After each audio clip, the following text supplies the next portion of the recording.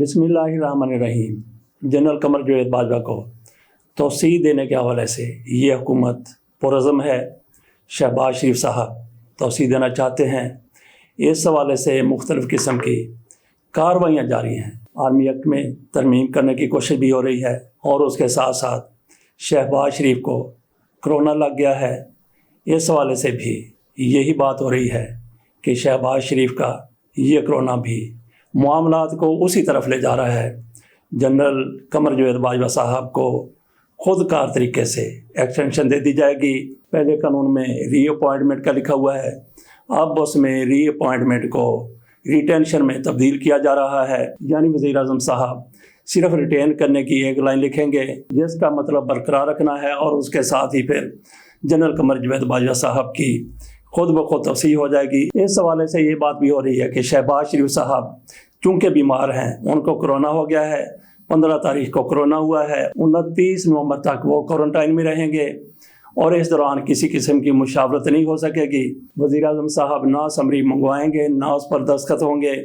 तो जनरल कमर जावेद बाजवा साहब के लिए इस तरह भी खुदकार तौसीह की गुंजाइश पैदा की जा रही है। इसके अलावा भी हमारे पास कुछ खबरें हैं। एक तो हिना परवेज़ भट्ट साहिबा की इंतहाई शर्मनाक किस्म की वीडियो लीक हुई है। जिसने भी लीक की है घिनौना इकदाम है।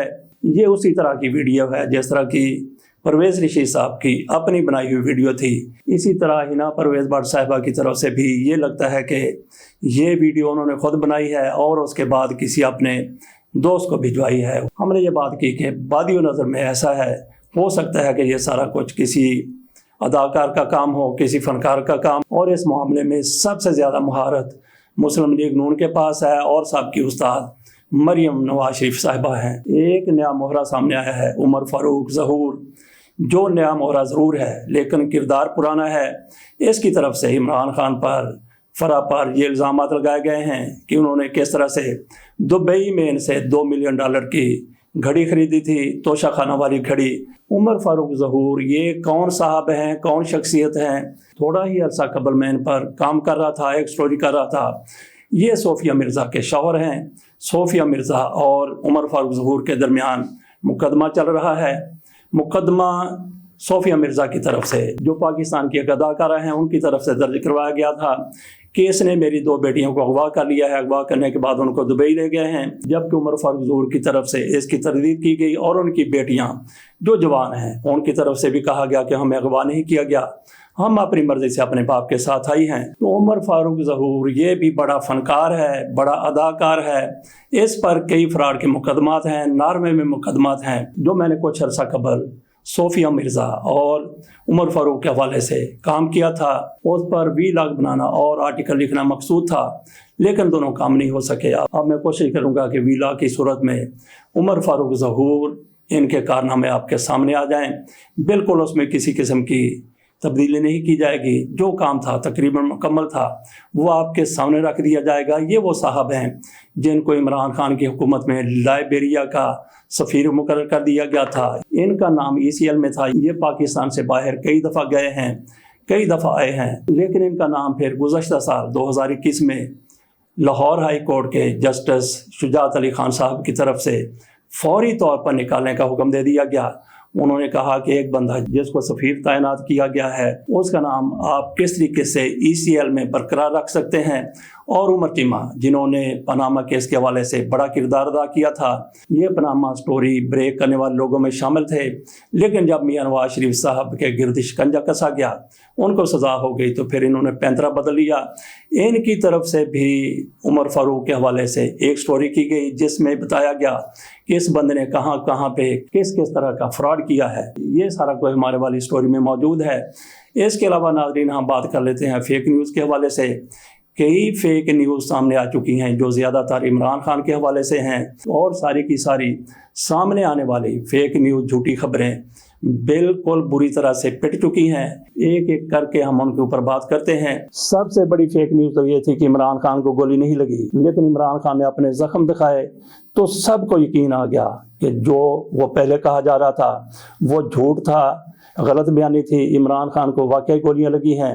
इसके अलावा इमरान खान की तरफ से जापानी सहाफ़ी मलेशिया चान को इंटरव्यू दिया गया था। इस इंटरव्यू के बाद कुछ अखबारात की तरफ से ये फेक न्यूज़ जारी कर दी गई कि मलेशिया चान कहती हैं कि इमरान खान से मैंने सख्त सवालात किए थे जिस पर मुझे रैप की और कत्ल की धमकियां दी गई हैं। मलेशिया चान की तरफ से ही इसकी तरदीद आ गई। उन्होंने वाज़ेह तौर पर कहा कि लोग मुझे कत्ल की धमकियां देते थे, रेप की धमकियां भी देते थे, लेकिन ये इमरान खान के इंटरव्यू से कबल की बात है। मैंने ट्विटर पर अपने अकाउंट पर कमेंट्स का बॉक्स बंद कर दिया है। इसके अलावा एक आर्टिकल लिखा था सदानंद ने वॉल स्ट्रीट जर्नल में, उसमें उन्होंने इमरान खान के हवाले से जो कुछ कहा था, सिर्फ एक चीज़ को लेकर फेक न्यूज़ फैला दी गई पाकिस्तान में कि सदानंद ये कहते हैं कि इमरान खान के दौर में पाकिस्तान तबाही के करीब पहुंच गया था। सदानंद खुद सामने आए, उनकी तरफ से कहा गया कि मैंने ये बात ज़रूर की है, लेकिन इसके साथ साथ मैंने और कुछ भी कहा है। मैंने जनरल बाजवा का भी नाम लिया है, मैंने फौज का भी नाम लिया है, मैंने अपोजिशन का भी नाम लिया है, लेकिन उसको बाकी सबको एक तरफ रख के सिर्फ इमरान खान के हवाले से जिसमें इमरान खान को नुकसान पहुंच सकता है उस चीज़ को सामने लाया गया। ये फेक न्यूज़ भी पिट गई और इसके बाद फिर उमर फारूक वाली खबर सामने लाई गई कि किस तरह से उमर फारूक ने घड़ी खरीदी, फरा से घड़ी खरीदी। ये खबर भी फेक साबित हुई, जाली साबित हुई। चंद मिनट के बाद इसका भी तहरीक इंसाफ की तरफ से जवाब आ गया। इसके अलावा एक फेक न्यूज़ मुस्लिम लीग नून की तरफ से दावा किया जा रहा था कि शहबाज शरीफ लंदन में थे। कुछ लोगों ने ये अफवाह फैला दी शहबाज शरीफ को डेली मेल केस के हवाले से लंदन में रोका गया है।